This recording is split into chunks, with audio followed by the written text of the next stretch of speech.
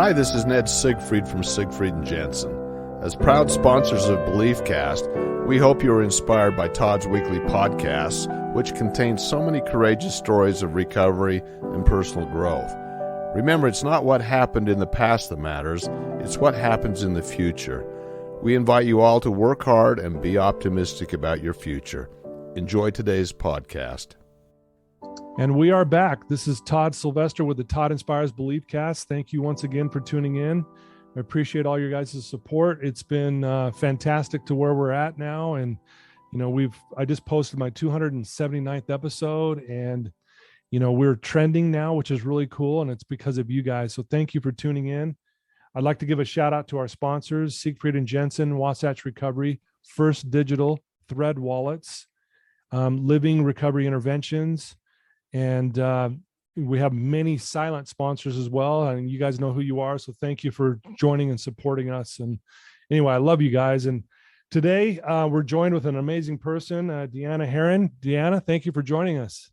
Absolutely. I'm excited about this. Thank you for inviting me. You bet. She's a best-selling author of Unbecoming, A Journey to Finding Her, which we're going to get more into, this amazing book that she's written. A little background on Deanna.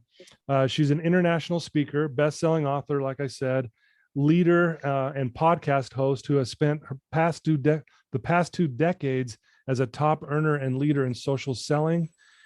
She's has an accomplished mindset and leadership coach.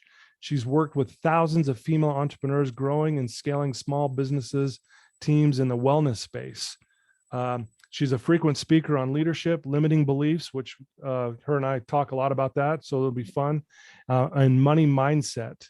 In her coaching tool belt, she's also a certified yoga instructor. That's really cool. Yeah.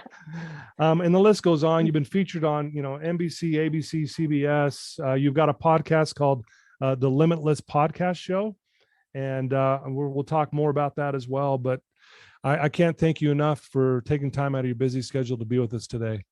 Absolutely. Seriously, it's my pleasure. I'm just so excited about what you were doing. I mean, it's just amazing. Yeah, absolutely. Thank you. Well, we've got a lot of similar mindsets and things that we're both working on. So hopefully we can help each other here. But why don't we start? Let our listeners know kind of where you grew up and a little bit about your childhood. Yeah, absolutely. So I grew up actually I'm in Oklahoma. I grew up in Texas, and had a very interesting childhood. So my mom and my father were not in the same home when I grew up. So he actually lived in California. We lived in Texas. And my mom, I'm just going to go right into this. She had an addiction as well, and that was men. So in her 69 years, she was married 10 times. So we had a very interesting childhood. So obviously through that, I developed some interesting belief systems, some faulty belief systems. And that has actually become such a passion of mine. And I know that has become a passion of yours. Yeah. And so many people don't realize that our belief system just runs automatically in our subconscious mind. So yeah. So speaking of that, I mean, growing up in that type of environment, men in and out of the house and things like that, what kind of belief system did you kind of form as a young girl and that kind of was maybe limiting and holding you back? Well, I mean, I'm very targeted on what my belief system is, and that's what I teach others. We actually, in my intensives, we actually go to the core and we find that core belief system. And I actually have 3. I'm not seen, I'm not important, and I don't deserve to be cherished. And so I lived my entire life with those belief systems up until the last 5 years when I was able to really uncover those.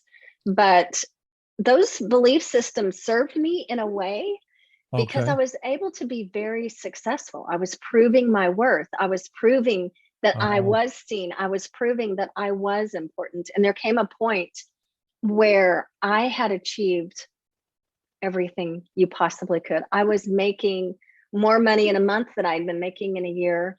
And that was the beginning of my fall. It was like, why do I feel so hollow on the inside? Wow. It goes along. I say this a lot to some of my clients where if you believe, that core belief that you're inferior, you're going to try to act superior. And like you said, it kind of fueled you to accomplish this, and this. And I would imagine what you're kind of alluding to is you were kind of left empty. And you said that was the beginning of the fall. Talk about that.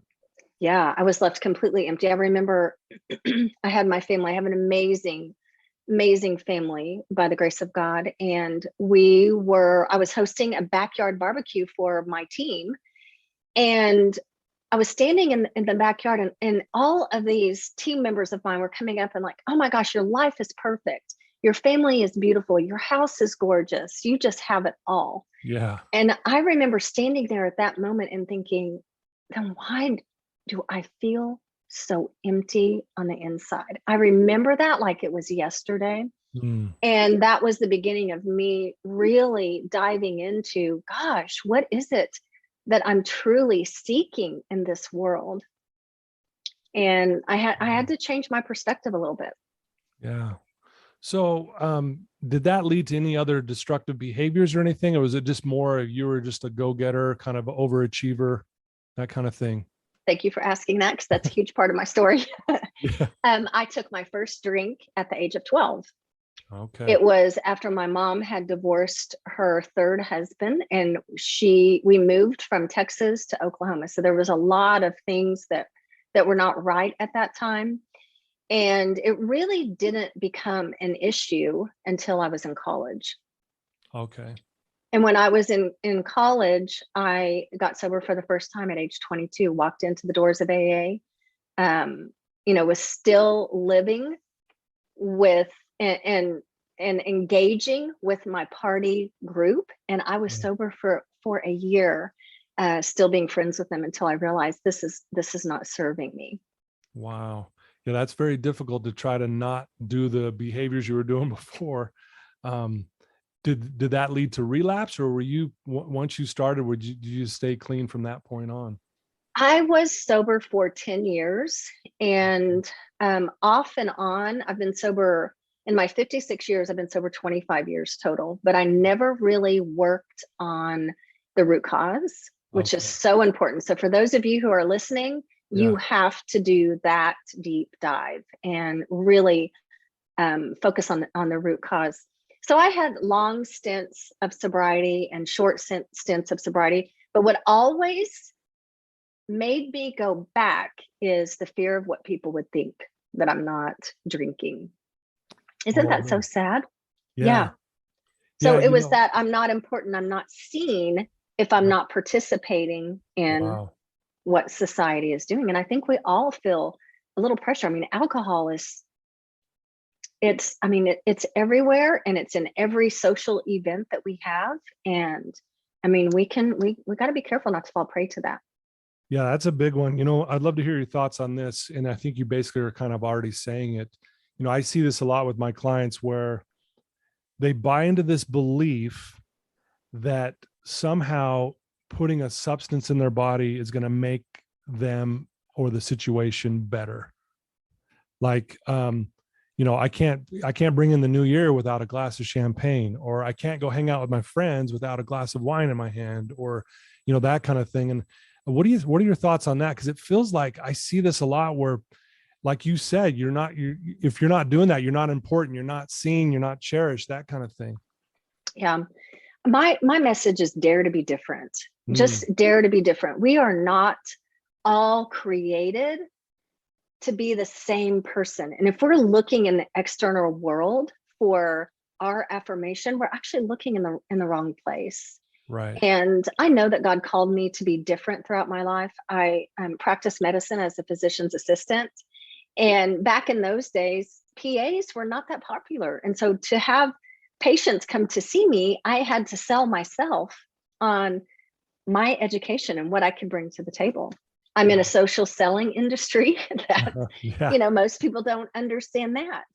And I truly believe we need to stand in our own unique greatness. And the quicker that we figure that out, you have no idea the lives that could be impacted by you just being who you're created to be. Wow, I love that. Greatness. That's a big word. One one of the things I'll tell my clients, and it's interesting, you're right, our stories parallel so much, and it's so beautiful because truth is truth, right? And one of the things I'll say to my clients is that adversity or addiction is the wake-up call to your greatness. It's as if the universe is trying to say, hey, wake up, right? What do you, I think it's so beautiful that you said that. Absolutely telling you to wake up, for sure.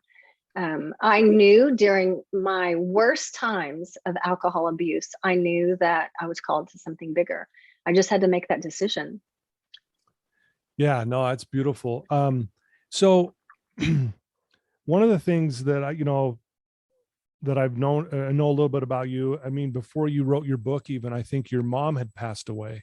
And I know that's a big question. And I'd just love to hear your thoughts on that. Cause obviously, you saw your mom going through her own struggles as a child, and it led to certain things you had to deal with. But how was that? And what I guess ultimately led you to writing this book, Unbecoming: A Journey to Finding Her? And what's that all about? Awesome. Yeah. So my mom passed away in 2016, and so grateful, incredibly grateful that we had such a beautiful relationship at that time. And obviously there were boundaries that I needed to set with her, but we had just a beautiful relationship. And I think I was able to see her not through my own expectations of what a mom should be. And that's huge. Yeah. I was able to see her through the wounds that she had as a human being. And it makes me tear up. She went through a lot. And when we can actually see someone as a wounded person, we're all wounded in some way, right? We're carrying around this belief system that doesn't serve us until we figure out what that is. Yeah. And you're able to have that empathy and that understanding and just that genuine love. And that's what we're here for, right? We're here to love and encourage each other. That's why we're here on this earth. And so when she passed away, I actually came to the place where I am today. This was a property that we purchased, 20 years ago. Okay. And it's on 20 acres. I'm a city girl. Nice. But we eventually moved here, but I was here to grieve and mourn, because I was the one that was masking my feelings through planning her, her funeral and doing all the things. And 3 weeks out, I just was like, I need to mourn. And I came here by myself. And I had just finished the book On Fire. Have you read that book? I have. On Fire. And I'm drawing a blank on his name. I've told the story so many times. It'll come up in just a second. But I have read that book, and he, in the back, he said, own your story. Own your story. And I remember sitting on the front porch and thinking, what is my story? What is my story? And I heard that inside voice that said, Deanna, you need to write a book about your story. You need to write a book about your story. And I had no idea what that looked like or what that meant, but it actually took us moving here and being away from the noise and the distraction before I actually began to write it on paper. Yeah. Wow. It's by Jim Quick. Is that right? Jim Quick. On Fire.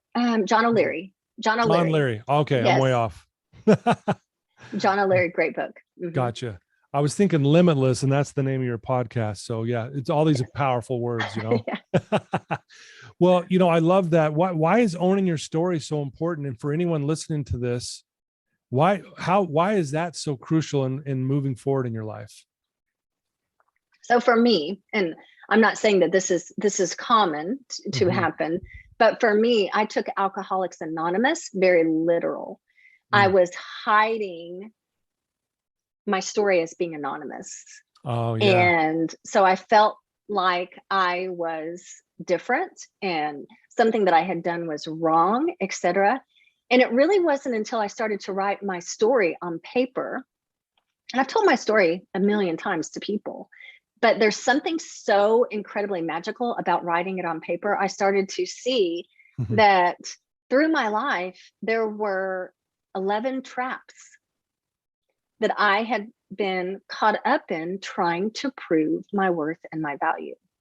The trap of achievement, the trap of blame, the trap of,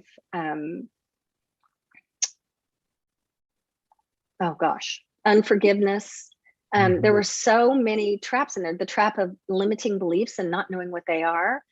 And it started to unfold, and it was a very difficult time in my life. I had to experience all of those emotions, and through, really, be honest, spending 6 figures on my own healing, I developed a system to help people break through their beliefs in 12 hours. And so I didn't know why I was writing it, but I know that there was definitely a reason for it. And I'm so grateful that it's over. There was a point, I was 6 hours from finishing the book. And I told my husband, I said, I can't do this. Like, I'm done. Someone needs to finish this for me. I'm done. And isn't that what we do on a journey that's so important? We finish right before payday. I didn't even realize I was 6 hours away. And my husband said, babe, you're going to sit in your chair and you're going to do nothing but finish that book, and I'll take care of everything else. And 6 hours later, it was done. It was complete. So grateful that was my journey. And truly, if it helps one person, that's the reason why I wrote it.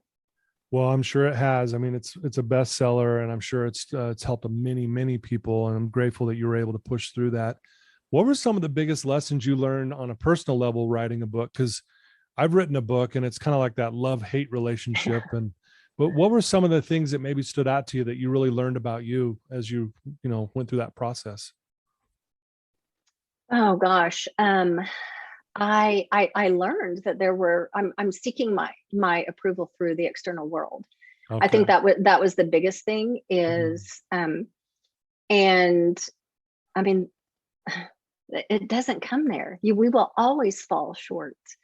And, I learned that, just being real and just being vulnerable and sharing my story helps thousands of people. The number of people that have reached out to me about my story and their struggle, it's that fills my heart and my tank more than anything. Because if I could be just a little instrument in their life to show them that they can do it too.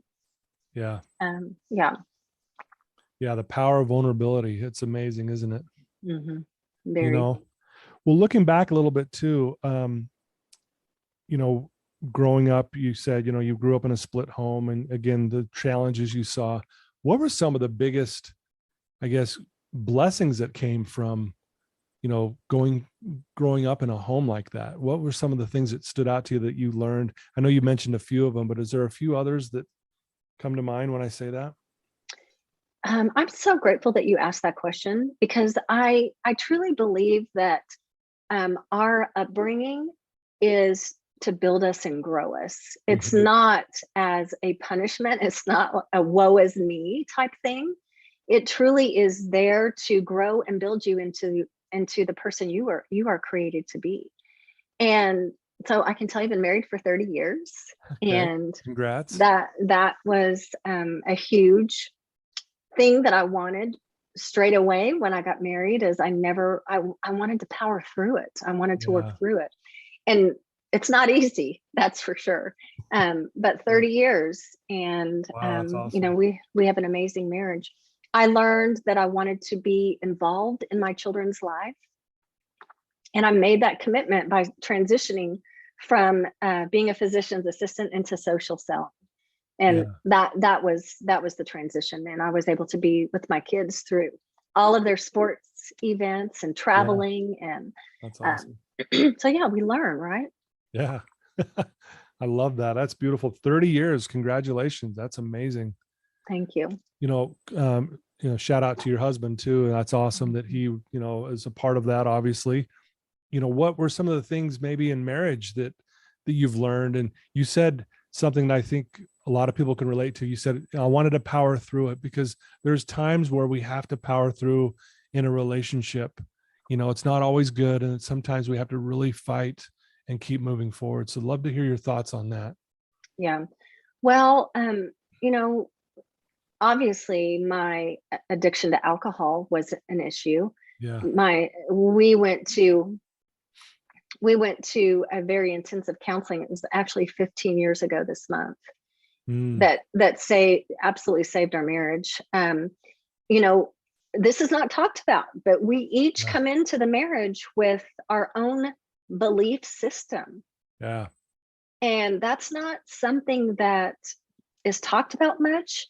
And so, you know, we are relying on our partner to fulfill this faulty belief system to really you know, fill that cup. And that's a lot of pressure. I put a lot of pressure on my husband. I thought I was Cinderella and he was going to be my prince forever. Right. And you know, he's an amazing man, but he walked into the relationship with no emotions at all. So he was emotionally unavailable, which I needed that.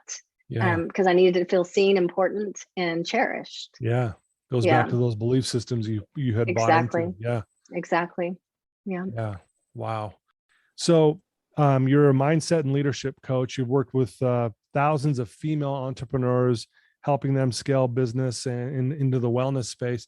Do you mainly work with females, or do you have both male and female clients? And talk about what that looks like if someone wanted to know more about what you're doing there. Yeah, so I do. I have a heart and a passion for females. I can really do deep dives into their belief system. I have had obviously a couple of male clients as well that they were ready and vulnerable. You know, it started actually with my team 20 years, but once I did my own personal development and journey, that deep dive into those belief systems, I wanted to put them through it as well. And Yeah. so that first initial intensive per se was November of last year. Okay. And there were 40 women that walked away changed, Wow. completely changed. And in the midst of that, again, I heard that voice that said, Deanna, you're here on earth for this. This is why you're here. And so it just has developed into, you know, a coaching program. And then we integrate the goals that work for that new belief system. Wow. I love it. That's amazing. So good.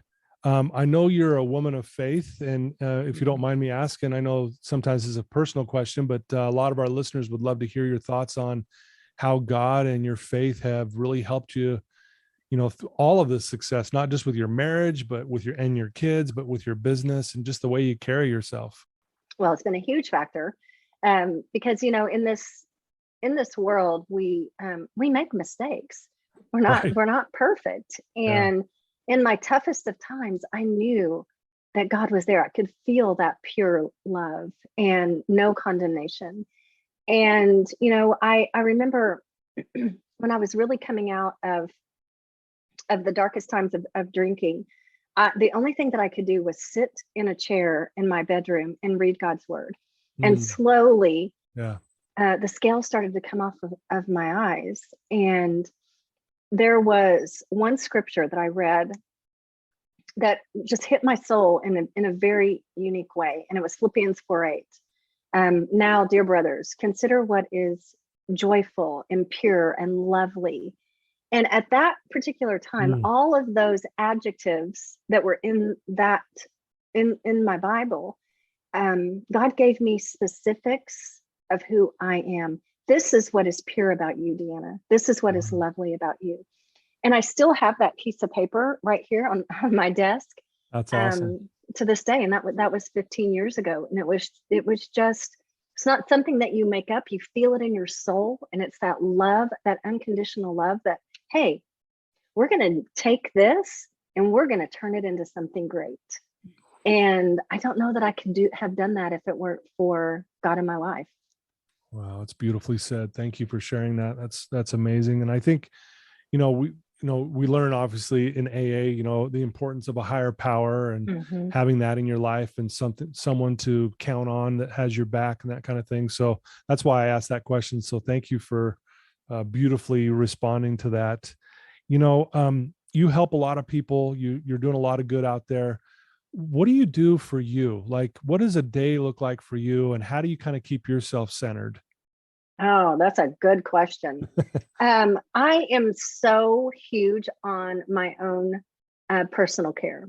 And it's because I didn't have that as a priority for many years. Yeah. So, I exercise on a daily basis. I do breath work on a daily basis Nice. to connect.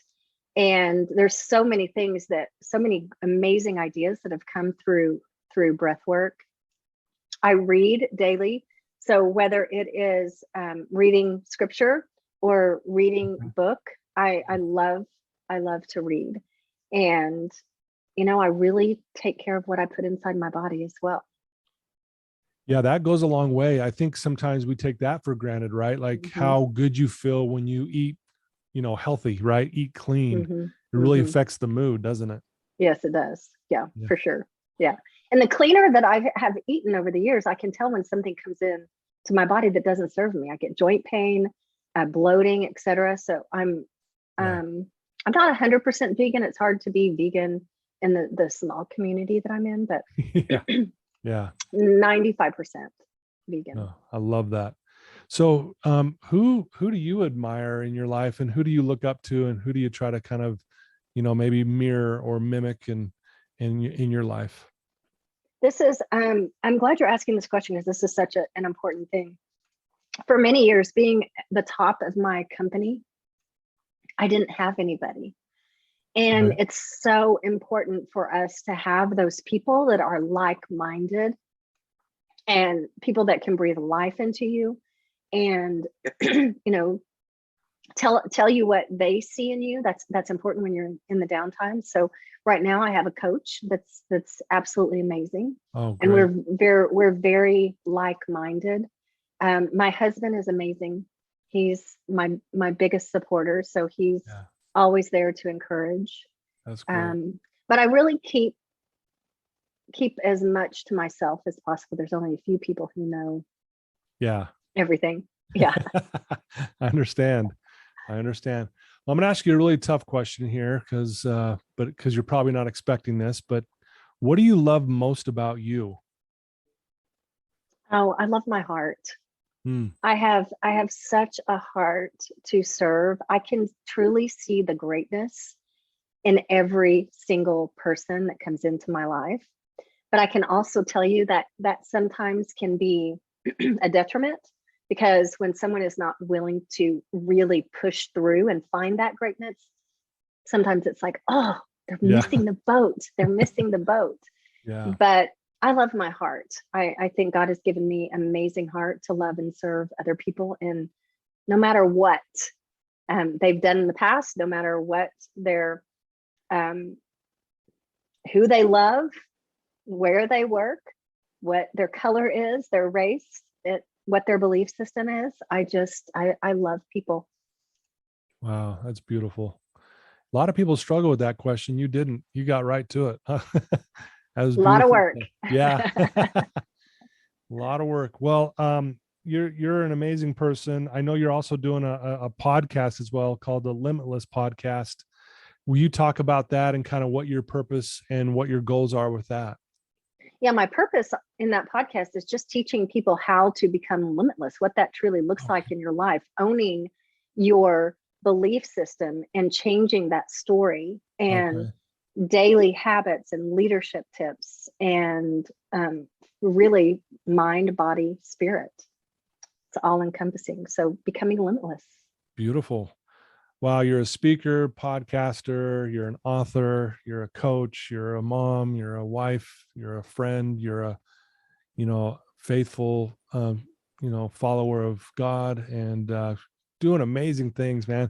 And again, thank you have your own struggles and battles, but obviously you're doing all the things that I think people can really look up to. And I think that's why you've been so successful, is people can relate because you finally owned your story, as you would say it. Yeah. And now people go, wow, look what she's doing despite all the trials and the things that she had to go through.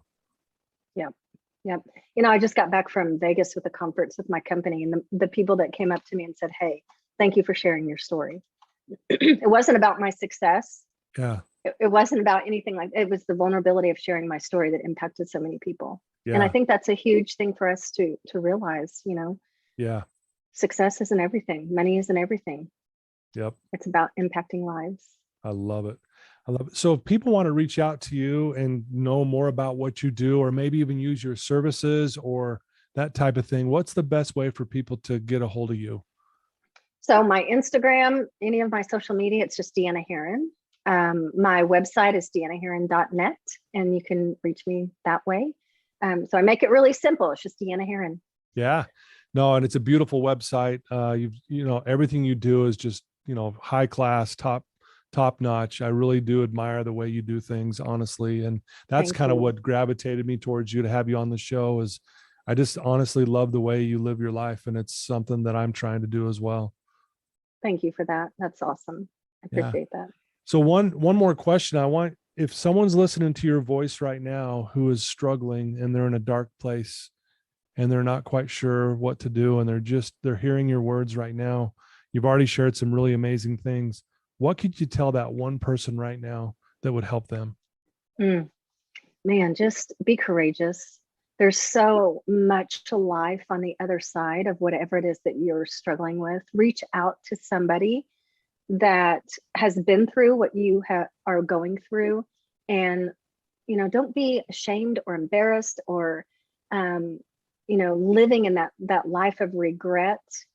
Just reach out to someone, and it will be work, but it is so worth it. It's so worth it on the other side.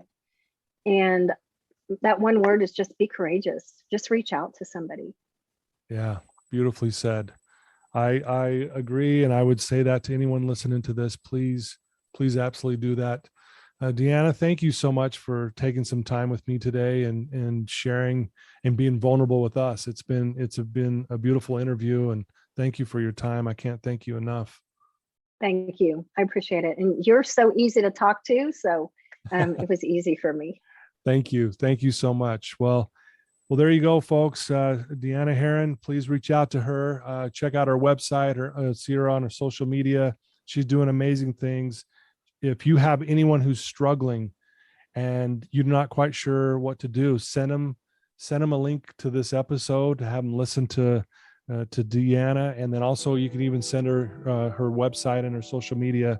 They will be inspired by what they're seeing, and hopefully they'll reach out and get the help that they need. But thank you for tuning in. I love you guys so much for all you do. Again, thanks to my sponsors. And Deanna, one last time, thank you so much for being a light in this world that we can all look to and admire. Thank you. All right, till next time, everyone.